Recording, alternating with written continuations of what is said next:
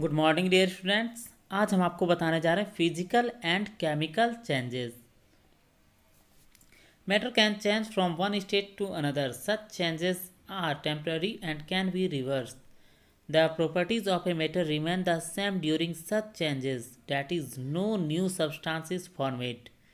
Such changes are called physical changes, that is, melting of ice. Temperature determine whether the state of matter will be solid, liquid, or gas. In other words, the state of matter can be changed into another state by changing the temperature. To understand this, let us take the example of water. हम इस video में बात करने जा रहे हैं physical और chemical changes के बारे में। तो फिजिकल चेंजेस क्या होता है, वैसे हम आपको कुछ एग्जांपल के साथ बता रहे हैं कि फिजिकल चेंजेस क्या होता है और केमिकल चेंजेस क्या होता है। फिजिकल चेंजेस होता है वैसा चेंजेस जिसमें अगर कोई भी मैटर वो चेंज होता है कुछ समय के लिए और फिर बाद में वो अपनी उसी अवस्था में जा सकता है, तो वो हो गया उसका physical changes. But chemical changes वो होता है कि अगर कोई भी आपका मटेरियल हो, कोई भी सब्सटेंस हो, अगर वो चेंज हो जाता है एक रूप से दूसरे रूप में, वो भी क्या, तो केमिकल रूप से रिएक्शन करके और एक नया सब्सटेंस बनाता है, तो वो हो गया आपका केमिकल चेंजेस। जैसे फिजिकल चेंजेस का अगर एग्जांपल दे तो आपको, अगर वाटर से आइस या आइस से फिर वाटर या आइस से वाटर और वाटर से फिर आइस आप बना सकते हैं। ये क्या है, ये रिवर्सेबल है। और केमिकल चेंजेस वो होता है जब आप एक पेपर लीजिए और पेपर को जला दीजिए, जलाने के बाद क्या होगा, उसमें राख बचेगा सिर्फ, तो वो क्या होगा, वो आप राख से फिर पेपर नहीं बना सकते हैं, तो ये हो गया आपका केमिकल चेंजेस। या अगर कोई नेल है, आयरन नेल है, लोहे की कील है, उसमें अगर पानी पड़ जाए तो वो केमिकल, अगर उसमें रिएक्शन होता है तो क्या होता है, जंग लग जाता है, वो रस्टेड हो जाता है, तो ये आपका केमिकल चेंजेस है। तो इसी के बारे में हम पढ़ेंगे और अभी हम रीडिंग किए हैं उसका मतलब समझा दे रहे हैं। Matter can change from one state to another. Matter जो है वो चेंज होते हैं एक स्टेट से दूसरे स्टेट में। Such changes are temporary. कुछ चेंजेस होते हैं टेम्प्ररी होते हैं और एंड कैन बी रिवर्स्ड, और रिवर्स भी हो सकते हैं, जैसे कि वो आइस से वाटर, फिर वाटर से आइस।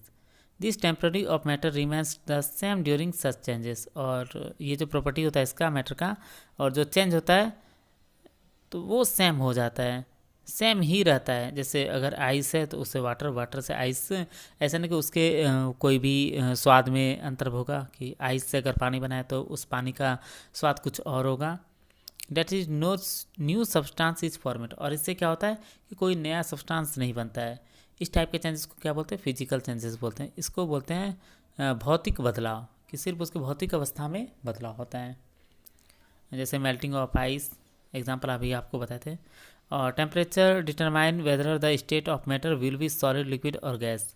और क्या होता है कि टेम्परेचर डिटरमाइन करते हैं। जैसे अगर हम आयरन नेल को धूप में रख दें तो वो क्या होगा, गर्म हो जाएगा, तो हम ये डिटरमाइन कर सकते हैं। In other words, one state of matter can be change into another state by changing the temperature.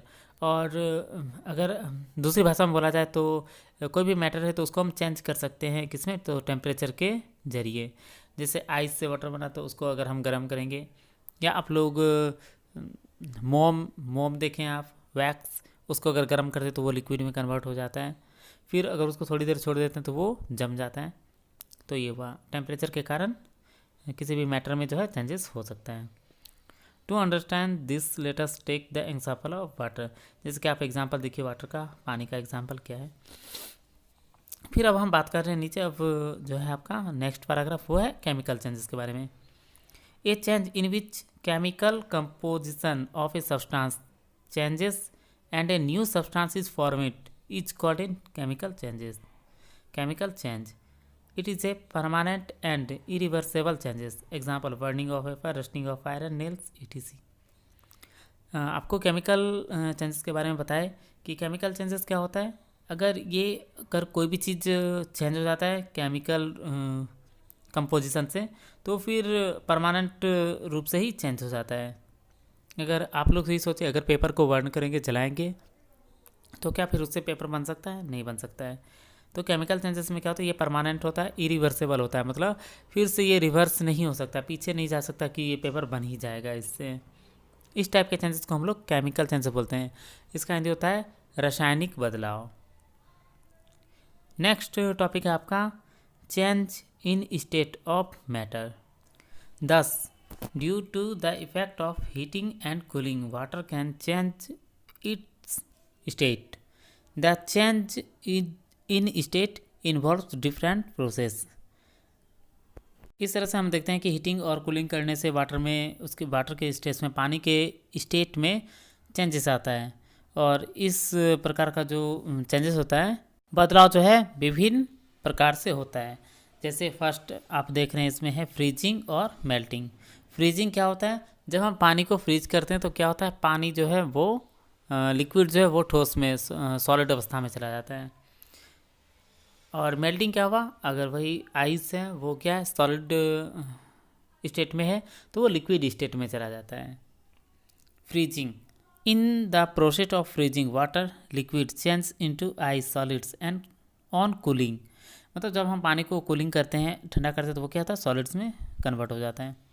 Cooling slows down the movement of molecules of water, और कूलिंग जो होता है वो बहुत ही स्लो होता है और इसका जो मूवमेंट होता है मॉलिक्यूल्स का बहुत ही स्लोली जा करके काम करता है। As a result the molecules come closer and the space between them is reduce, finally water is converted into ice.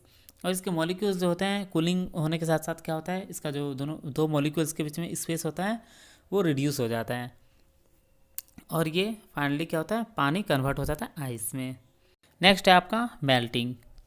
In the process of melting ice solid changes into water when keeped in a warm place, warmth increase the movement of molecules of ice, as a result the space between the molecules increases, finally ice melt and flows as water। और जैसे कि आप लोगों ने freezing में देखा cooling करने के बाद क्या होता है दो मॉलिक्यूल्स के बीच का जो डिफरेंसेस होता है, जो स्पेस होता है वो कम हो जाता है, रिड्यूस हो जाता है। बट अगर हम मेल्टिंग करते हैं उसी प्रोसेस को अगर हम उल्टा करते हैं, मेल्टिंग क्या है गर्म करते हैं, अगर हम इसको वार्म करते हैं तो क्या होता है इसका जो मॉलिक्यूल्स का मूवमेंट जो होता है वो इंक्रीज हो जाता है। दो मॉलिक्यूल्स के बीच में अगर बोले स्पेस वो क्या होता है बढ़ जाता है और ये रस्ट हो जाता है, पिघल जाता है और फाइनली आइस जो है मेल्ट होकर के फ्लो होने लगता है, पानी की तरह बहने लगता है, जैसे कि आप लोग देखते हैं पानी कैसे बहने लगता है।